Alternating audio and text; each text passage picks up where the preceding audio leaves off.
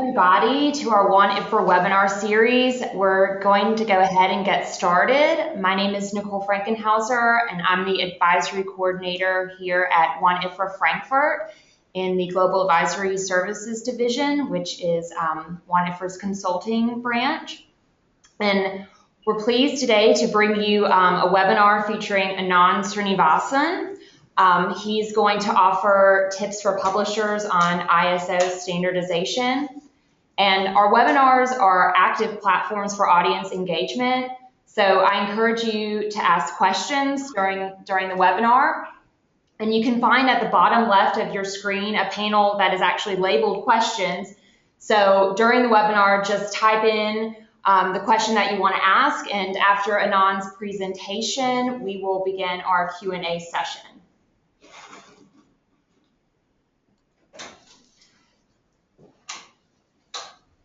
And I just want to tell everybody that we have a new webinars website. This is where you can check out all of our upcoming webinars and all of our past webinars. We have all the recordings for our archived webinars, and we also have a webinar coming up next Thursday featuring Chris Lee, the president of Deseret Digital Media, based out of Salt Lake City, Utah, USA. And he will be offering the audience insight on preparing for the next big digital disruption. And this is a webinar that we're going to have as a preview for our Deseret Digital Media Bootcamp at our Hamburg World Publishing Expo. And then moving on, talking about Expo, we have our World Printers Forum. It's an all-day event, Wednesday, October 7th, 2015. At the World Publishing Expo. And at our World Printers Forum, we're going to talk about new business models of newspaper printing, innovations in technology and product development, and also optimizing materials. So it's a very engaging all-day event that's taking place at Expo. And you can find more information on the web link below. So we hope to see you there. And also, for all of our WAN-IFRA members, don't forget that you can download our report for free for all members. So in addition to Anand's webinar about ISO standardization, this is a thorough report that he has written, and you can find an in-depth background on the newly revised ISO standardization and catch up on your reading about the new ISO standard. And then Anand is our webinar presenter today. So without further ado, I'd like to introduce Anand, and he will present the newly revised standard as well as explain in this webinar how to help publishers achieve highest quality in newspaper production.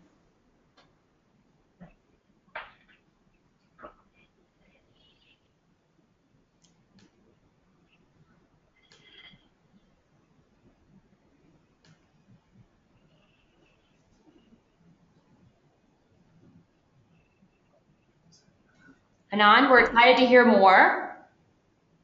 Yeah, thank you, Nicole. Ladies and gentlemen, thank you very much for joining us today. It is a privilege for me to meet a global audience through this online platform. Our topic of discussion today is the latest revision of ISO 12647-3 standard. Before I get into the subject, I would like to give a brief introduction about WAN-IFRA's World Printers Forum.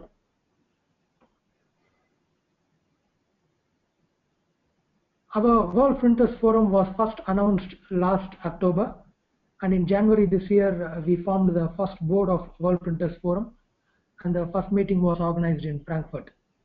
The second board meeting is happening in Mumbai in September, and this World Printers Forum is an international community of print professionals, and we invite you to join the forum to influence and support the future development of newspaper production technology, organization, and business.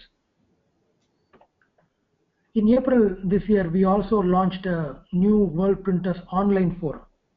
And it is a platform for print professionals across the globe to share and debate new ideas. And if you have any questions related to print production, you can also post it in the online forum, and it will be answered by many of your peers in the industry.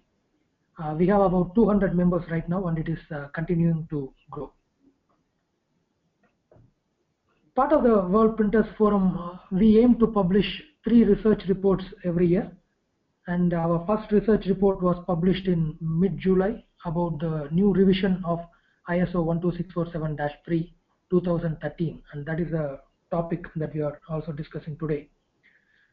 This report replaced our last report, which was published on the same topic in 2005. The report was also accompanied with a new ICC profile developed by the Swedish Graphic Companies Federation in association with WAN-IFRA. This new ICC profile has a total ink limit of 220% in accordance with the new ISO regulation. And we have tested this ICC profile extensively, and I can say that it is perfectly compatible with the old ISO newspaper profile, meaning you can use this profile straight away in your production, and there is no necessity to do any experimentation from your end because we tested it extensively already. Our upcoming research report is about new and emerging business models across the globe for newspaper printing industry. This report reviews 7 popular business models of printing companies who are either extending their reach to new areas or changing their strategies to become more independent. So we have 7 new strategies that we are reviewing in this report. This report is ready. We have also printed some good number of copies, and we are planning to launch it in the upcoming WAN-IFRA India 2015 conference, which is going to happen in Mumbai, and that's where our second board meeting of World Printers Forum is also going to happen. Later in October this year, we will also be publishing a new research report on optimized paper handling and logistics. It is a joint project with 5 associations and 14 industry partners. This is a unique cross-industry project, and it aims to establish a common best practice tool and a global reference for suppliers, transporters of newsprint, and to printers to improve their efficiency. The first edition of the report will be available during our World Publishing Expo in Hamburg. Apart from this, we have also planned 2 new research reports, one on standardization of lower GSM newsprint, which is 42 and 40 GSM newsprint, and another about quality standards for digital inkjet presses. And I think these 2 topics are very crucial considering the latest market trend. The International Newspaper Color Quality Clip competition is also part of World Printers Forum. And if you look at the underlying concept behind the competition is quality through standards. Any printer who successfully prove that they can follow a set standard consistently for a 3-month period are awarded a club membership into this prestigious club. The competition is open for all newspaper printers irrespective of the technology that is used. And this year particularly we have tighter guidelines for the competition to make it more challenging compared to previous years. So if you look at this competition, the key word is quality through standardization, and that is our topic today. Now it can be argued that why quality or standardization is so important for a product which has such a short shelf life. Newspapers hardly have 1 day of life, and why standardization is so important for newspapers. Globally, we see that the color printing capacity of newspapers have increased tremendously, and black and white pages are getting very rare in the newspaper industry. When we look at in India, we see that most newspapers today are printing either all pages color or at least 16 pages color, and all other newspapers are making new investment to increase the color capacity, and the final objective is to print all pages color. On the other hand, we also see that the advertising revenues are clearly declining. Our latest World President's report finds that for the first time in the world, circulation revenue of newspapers across the globe has surpassed advertising revenue. So the point here is we need to find ways to make print more attractive so that we'll get more advertisement for print. So in my opinion, what I think is high quality newspaper is a key.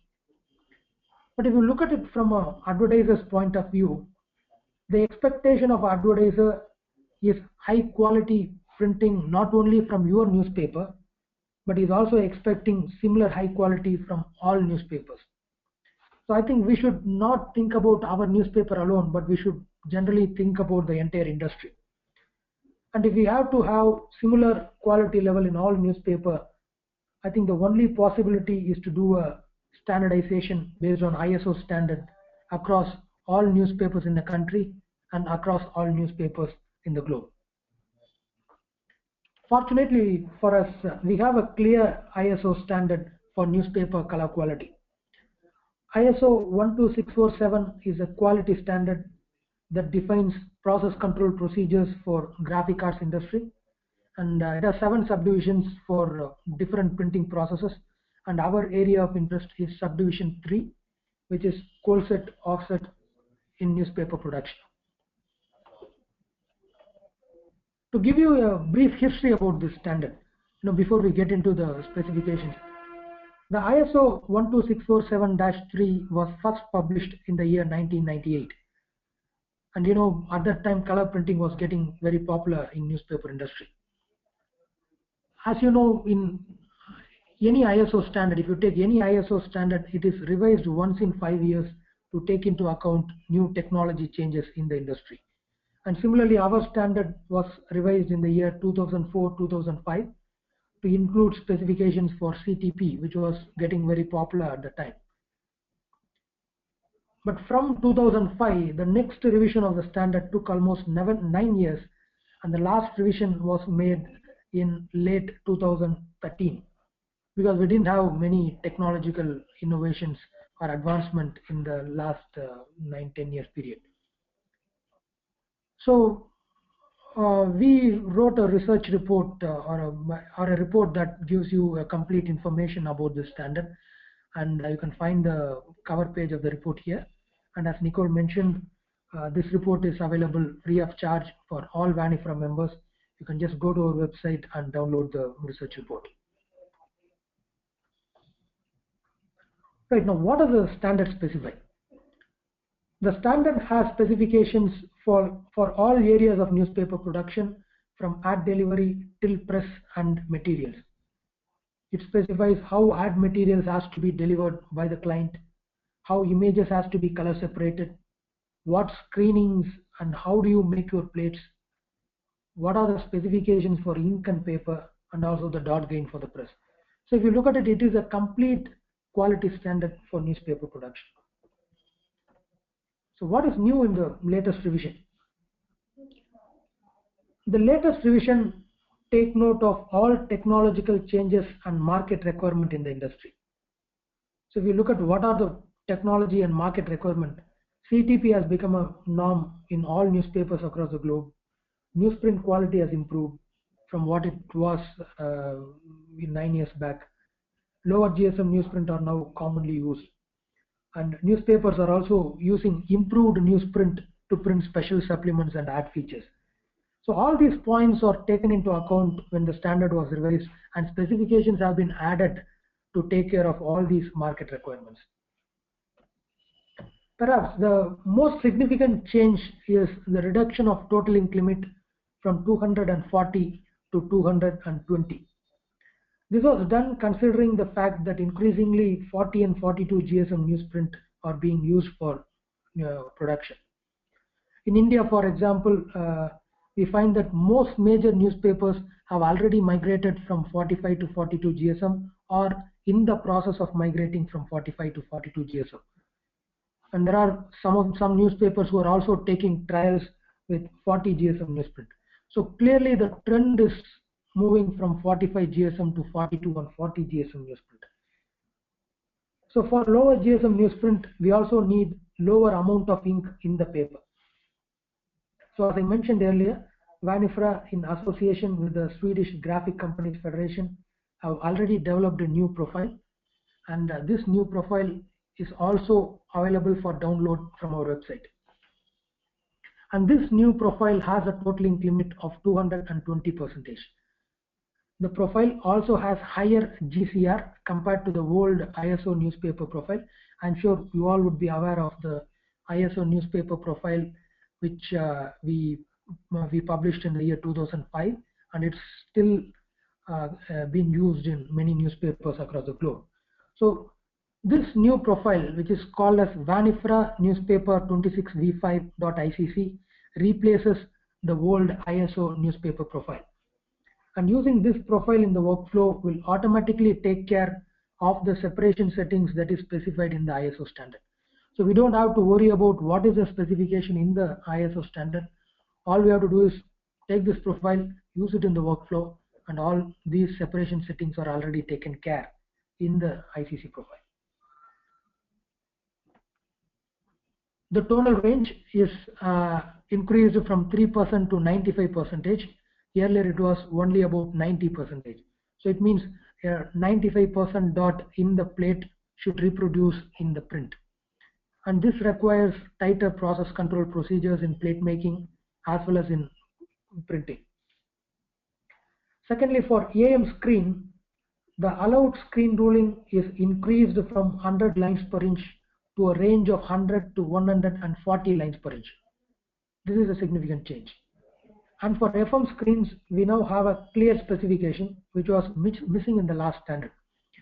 For FM screens, a dot size of 40 plus or minus 10 micron is specified in the standard. The choice of dot size in FM and the screen ruling in AM, if you see, it predominantly depends upon the surface characteristics of the paper. Smoother the surface, higher the screen ruling, or smaller the FM dots that you can use. And the standard says, irrespective of any screen ruling that you use, for example, when you move from 100 LPA to 120 LPA or 140 LPA, the dot size is going to be reduced, and naturally the dot gain is going to increase. So similarly for FM screen, if you are moving from a 50 micron dot to a 40 micron dot, then the dot gain is going to increase. But ISO says, irrespective of whatever screen ruling or dot size that you use, the dot gain curve or the tone value increase curve should be adjusted to 26%. And you know, the ICC profile that we discussed about just now, it does a dot gain compensation for 26%. So when you convert from RGB to CMYK, the profile already applies a 26% dot gain compensation to the images. So when your press gains this 26%, then the image becomes true to the original, right? So we don't have to worry about what screen ruling or dot size that you use. Finally, we have to make sure that our press has 26% dot gain. And also the last point, the accuracy of plate imaging.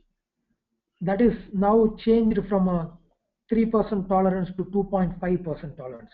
It means the dot reproduction within a plate should not vary to a maximum of 2.5%. Similarly, between images, the tonal reproduction should be within 2.5%. So it means we need to have tighter process control in the CTP exposure as well as in the processor.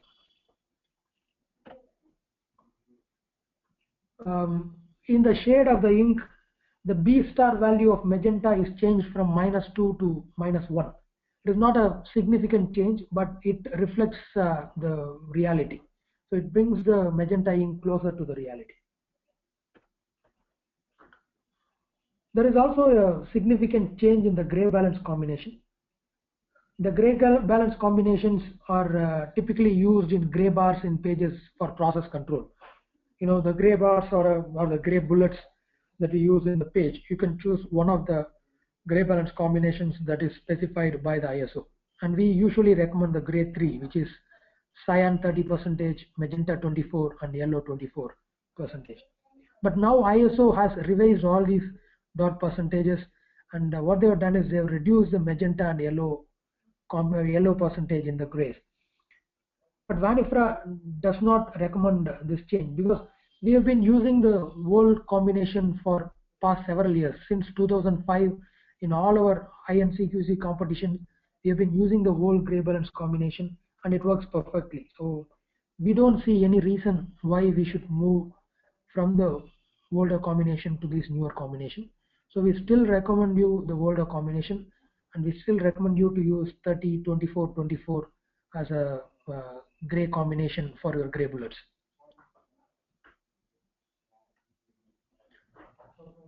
Another significant change is the specification for color register. The allowed maximum deviation is now reduced from 300 microns to 200 microns. This is a significant change because from what we saw in last several years of color quality club competition, newspapers around the globe are able to get their register perfectly within 100 micron deviation.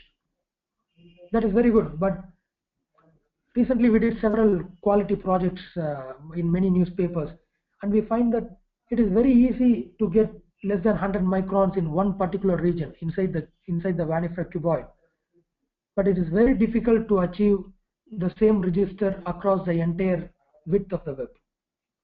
And due to the fan out or other reasons, newspapers, the presses easily crosses this 200 micron tolerance range across the width of the web. And this problem is now increased with the use of lower GSM newsprint. From some test run and experimentation that we did in Indian presses in India, what we find is lower GSM newsprint tend to absorb more water, and the fan out is slightly higher than 45 GSM newsprint. So the register deviation across the width of the web is quite high. So we need more care in this area.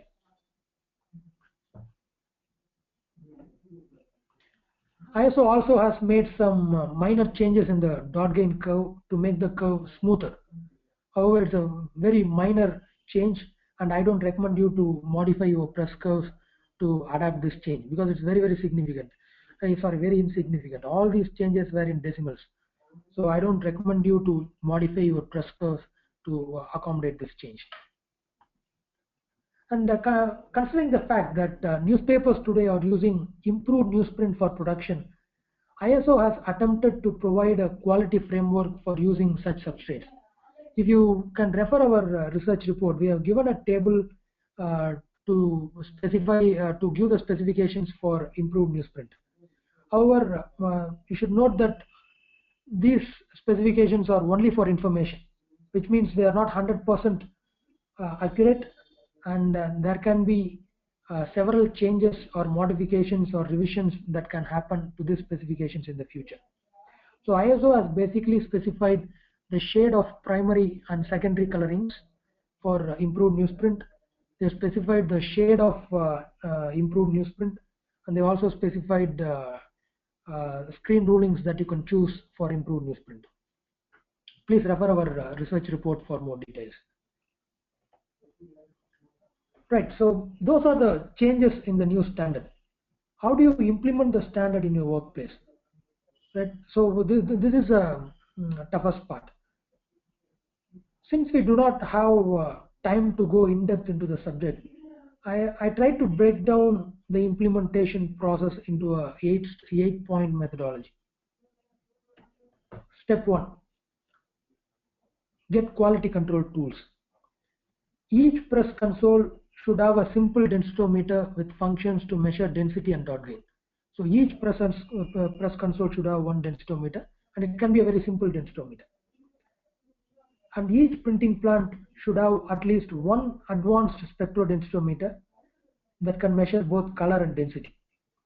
A monitor calibration device is also needed. Importantly, training should be achieved on what settings to keep in these instruments, and importantly, why these settings are kept in these instruments. So this is very important because in many quality projects that we did, we find that either the settings that are kept in the instruments are wrong, or the staff is not aware why these settings are there in the instruments. So it is very crucial to train all the staff in using these quality control equipments. Step 2, standardize the raw materials. You know, as with any manufacturing process, the quality of raw materials plays a very crucial role in the quality of products. We have clear quality standards for raw materials. We have a ISO standard called ISO 2846-2 for new zinc, and we have a German standard DIN 19306-4 for newsprint. So these are very good standards that you can follow. We also have two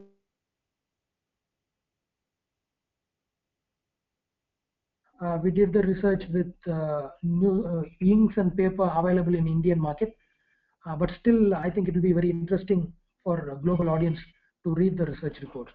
And these two research reports are available free of cost for anyone who is interested. So it means you don't have to be a WAN-IFRA member to download this research report. You can download these two research reports free of cost. Step 3. Implement the right settings in the RIP. The first step is choose the right screening technology. What do you want to use? You want to use amplitude modulated screen, or do you want to use frequency modulated screen? If you ask me, I would recommend that if you are new to ISO standardization or new to any type of quality standardization, you choose AM screen, and FM screen is for advanced users. If you are using AM screen, the second question is what screen ruling that you are going to choose. ISO has specified that you can use a screen ruling from 100 lines per inch to about 140 lines per inch. So in between you can choose any screen ruling. It can be 100 lines per inch or 110, 120, 133 or 140. So what screen ruling would you choose? The choice of screen ruling, as I mentioned earlier, depends primarily on the surface properties of the newsprint and the quality of your plates, whether your plate is able to take finer screen ruling. But today, I think plates from most plate manufacturers are very good. They can take fine screen rulings. So the choice will depend primarily on what newsprint that you use. What is the surface smoothness of newsprint? So to select the right screen ruling, what you can do is you can do an experimentation. Print a step edge with dot percentages from 2%, 3% up to 10, and then to about 100%. So you print the test strip with high screen rulings in your paper, take start copies, collect it, take progressive copies till the end of your newspaper production. Typically, these kind of test strips has to be placed as part of newspaper production. So you can print many number of copies and do a complete analysis. If 3% dots are not reproduced throughout your production run, then it means the screening is not suitable for your production, right? Or it can also mean that there is some problem in your CTP reproduction or in your processor, right? If you assume that your CTP reproduction is perfect, then you focus only on your paper. If 3% dots are not reproduced, then you are out of ISO, because ISO says you have to reproduce, your tonal range should be from 3% till about 95%. So 3% dot reproduction is very crucial. And for FM screens, again, the choice of dot size depends primarily on your paper surface. 50 micron dot is very safe to use, but 50 micron is a little coarse. You would see the dots if your picture quality is not good. For example, if your pictures are dark, then you would tend to see specks in the images. So 40 micron would be excellent, but whether your paper can take 40 microns, you have to do some experimentation and find out. And as I mentioned earlier, FM screen is tough to optimize. And in our WAN-IFRA India conference, we have a presentation on this topic about step-by-step implementation of FM screens.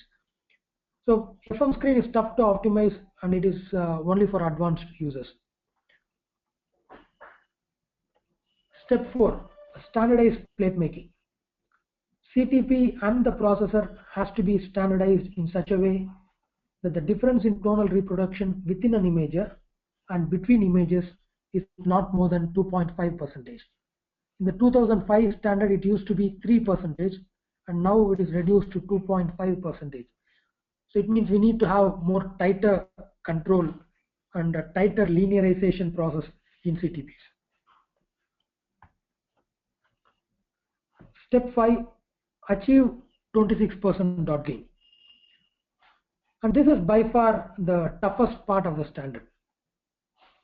And particularly if you have multiple presses in a printing plant with multiple towers, then it is going to be tough to achieve 26% dot gain across all the towers.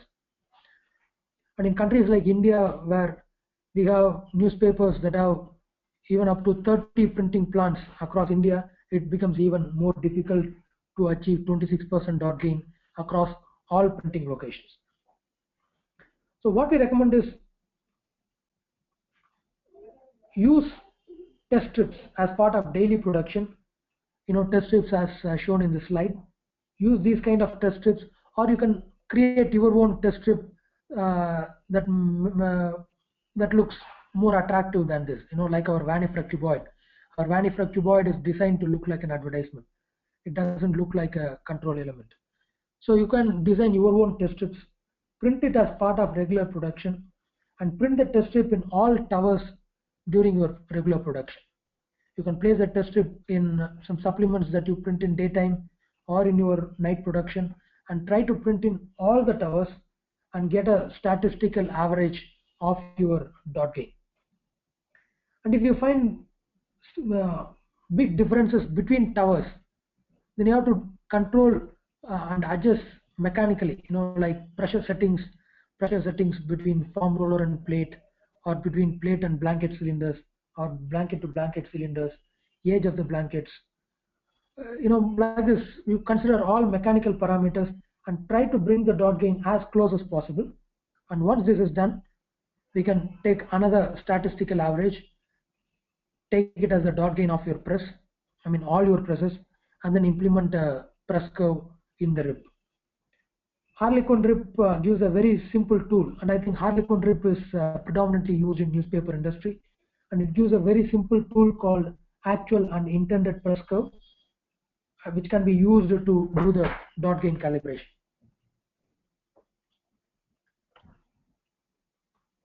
Step 6, implement the ICC profile. Download our new ICC profile and implement it in Photoshop for manual color correction. Add pre-flighting software. Sometimes in add pre-flighting software, if your advertisement have RGB images, they are converted to CMYK in a pre-flight software. So implement the new ICC profile in the pre-flight software and also in automatic image processing software. We should note that it is easy to implement within our own newspaper workflow, but the toughest part is to convince the advertisers to use the profile. I remember in 2005 when WAN-IFRA did a project called ICONS, which is Indian Coal Set Offset Newspaper Standardization project in India. We had meetings with advertisement agencies and we talked to them and explained about the significance of using the right ICC profiles in the advertisements. So similarly, you can also have meetings with your advertisement agencies, advertisement providers, talk to them and convince them to implement this ICC profile in their workflow. Because most advertisements that we get in our companies are not optimized for newspaper production. And it is our duty to communicate to our advertisers to use the right ICC profile. And internally, the pre-press staff has to train your own advertising department staff on the importance of using these right ICC profiles, so that your advertising staff will be in a better position to explain it to the advertisers.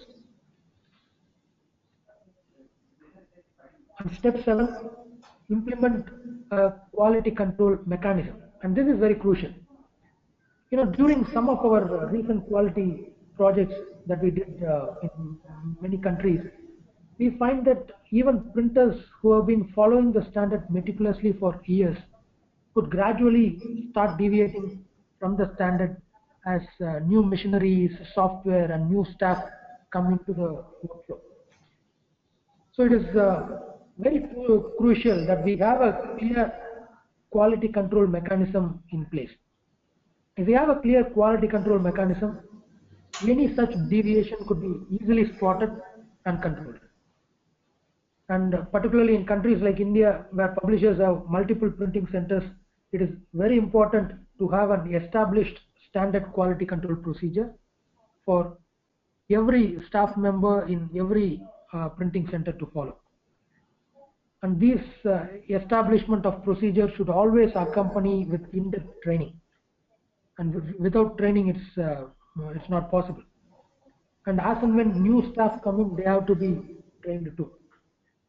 And if you refer to our new research report, in chapter 6, you can find that we have a dedicated chapter on implementing a foolproof quality control mechanism. You can find complete detail. We have quality control procedures from digital cameras till up to the press. So such quality control mechanism has to be implemented. And the last step,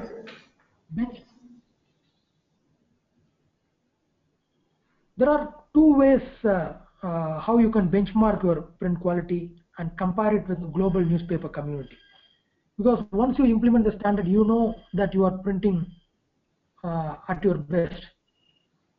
But unless we compare how we perform in relation to other peers in the industry, it is very difficult to find areas of improvement. So benchmarking is a very crucial step. So as I mentioned, there are two ways how you can benchmark your print quality. And the first method, you can use our Color Quality Club competition. Our Color Quality Club is the only global competition that evaluates print quality. And we have been organizing this competition since 1994. It is a biennial competition, and it is usually participated by from up to 150 to 180 newspapers around the globe. So it's truly a global competition. And any newspaper who successfully demonstrate that they can print in conformance with the ISO standard for a 3-month period are awarded membership into the club. So if you look at our competition structure, it happens over a period of 3 months. So we evaluate how consistently you are able to follow ISO standards. And our competition report will also tell you where you stand exactly. It means you will know what is your rank in comparison with other newspapers, where you stand, and the report will also tell you clearly what you have to do to top the charts. The other platform that we offer is WAN-IFRA's ISO 12647-3 certification.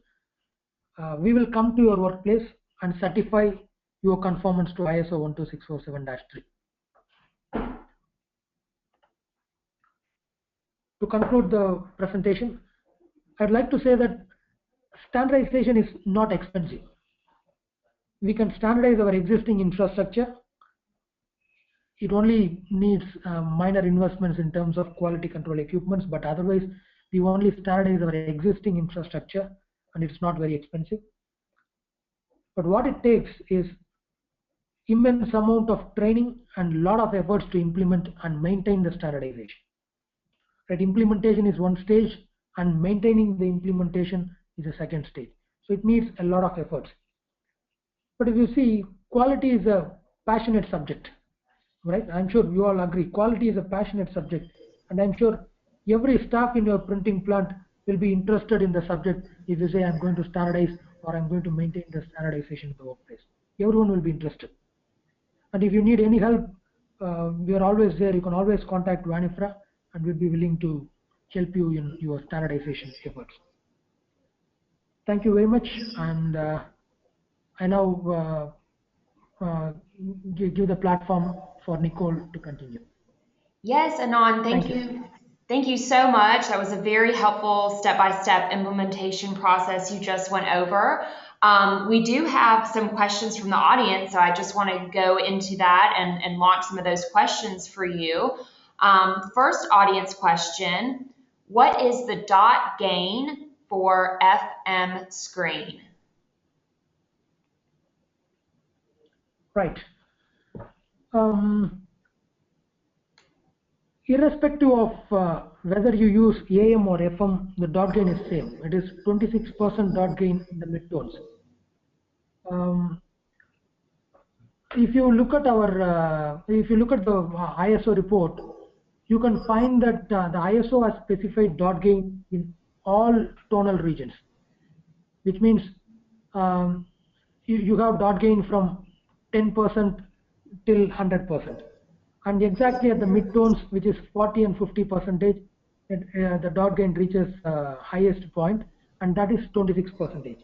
So irrespective of whether you use AM or FM screen, the dot gain has to be standardized to 26%.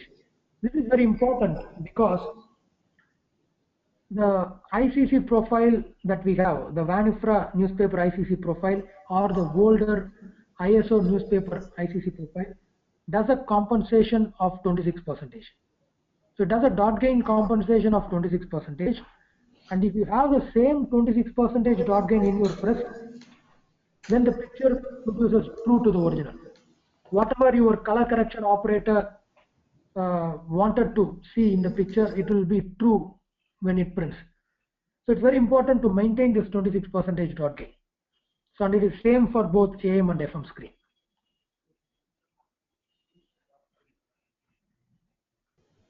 All right. Yes, any other question? Thank you, Anand. Yeah, we actually do have another question from the audience. It reads, we have multiple printing centers and implementing one standard across all centers is an issue. What do you think would be the best way to approach? Yeah, as I mentioned, it's quite a challenge to implement across multiple printing plants. So maybe I can give you an example about how we did this. We did several nationwide standardization projects, and you can use a similar approach for standardizing across multiple printing plants too. So when we do a nationwide standardization project, what we do is we organize a common training program for all newspapers. So each newspaper will send 2 or 3 delegates to one common location, and then we do a complete training on ISO 12647-3. So similarly, you can take a similar approach where you can bring in a core team. Let's say 3 people, one representing pre-press, one staff representing CTP, and one staff representing the press. So you can bring 3 staff from each of the printing location to one common location, and then run a complete theoretical and a practical training on ISO 12647. And this core team can then go back to their printing plants, and then they can train all the other staff in their printing plants, and then implement the specifications of ISO standard in all these locations. But what is important is that in the common meeting that you have with all representatives, you have to clearly specify what is a standard, and then you have to write down all the specifications that you are going to follow. And once this core team goes back to all their printing plants, they should have a clear standard which should not be deviated due to any reason. So that will be a good approach. You bring everyone to one place, train them, send them back. Yeah. Great. And then we have another question from the audience. Is 220 TIC, is it suitable for 40 GSM newsprint? Right. This is another question that needs a lot more study into this subject. In the 2005 specification, ISO specified 200 and 240 total link coverage, and now it has been reduced to 220 total link coverage. But personally, I have also done some study in 200 total link limit, and I don't see any big difference between 220 and even a 200 total link limit. We are looking only at the total link limit, which affects in the shadows. But if you look at the entire picture and how the dot percentages are there in all tonal regions. That is what more important than the total ink coverage. So I would say you are free to use even a 200 total ink coverage, which I think would be even more suitable for 40 GSM newsprint, but not go below 200 total ink coverage, because we do not have any experience with below 200 total ink coverage. We have not done any experimentation on 180 total ink coverage, for example. But we are planning to do a detailed study on this when we do this next research report on standardizing with lower GSM newsprint, where we'll do a research project with 40 and 42 GSM newsprint and see which is the best suited total ink limit. But personally, I would say you can go up to 200 total ink limit for 40 GSM newsprint. But again, the point is we do not have WAN-IFRA ICC profile for 200 total ink limit. Right? We do not have right now, but we will do some study on the subject. And if we find that 200 coverage is best suited for 40 GSM, we would create a profile with 200 total ink limit. But right now, our recommendation would be 220. But personally, I would say you can do some experimentation with 200 total ink limit. It may work for you. Thank you. Great, thank you, Anand. And I think we have time for one more question. We've actually had a lot of questions come in the last few minutes, so we will get all questions answered directly to the people that have asked them, but we are running out of time, so we have one question left for the webinar, our live seminar. So Anand, I'm going to go ahead and ask that to you. At which ink density must we measure dot gain patches? Is ink density more important yet? Right. ISO has given for information only some density settings. That is for status E with polarization filter. ISO has specified 0.90 for CMY and 1.10 for black. You know, this density has been arrived after doing several experimentation, several test runs in newspapers. But I would say, you know, it's best if you can do a test run to find out what is the best suited density for you. For that, you have to do a density versus delta E plot. So you print a different solid ink density, put density in x-axis and delta E in y-axis. So you measure the LAB value of inks in different densities, compare it with the ISO specification, calculate delta E, put it in y-axis, plot between density and delta E, and find out at which density you are getting the lowest delta E. Now that will become your standard solid ink density. So you don't necessarily have to follow what ISO has given for information. You can follow your own density standard, because depending upon ink properties, these densities may vary. So you better do a density versus delta E curve, find the right solid ink density, and then print the test patches at that solid ink density. Right? You have to find for cyan, magenta, yellow, and black, and use that density to evaluate the dot gain. Yes. Okay, Anand. Well, we've actually run out of time, but like I said earlier, we have received a flurry of questions from our audience. So we thank you for being so engaged. Anand and I will actually reach out to each of you individually to get your questions answered. I'm sure Anand will be pleased to do it. So we will get back to you, but at this time, we will have to conclude our webinar. We thank you so much for your participation, and we very much look forward to seeing you at our next webinar. So please follow our WAN-IFRA webinars page for new updates on all of our upcoming webinars. And I'd like to especially thank Anand Srinivasan for giving us a really in-depth webinar on the newly revised ISO standardization, as well as going over a very helpful step-by-step implementation process. So thank you so much, Anand, and we look forward to seeing all of you at the next webinar. Thank you, Nicole, and thank you, everyone. Auf Wiedersehen. See you soon.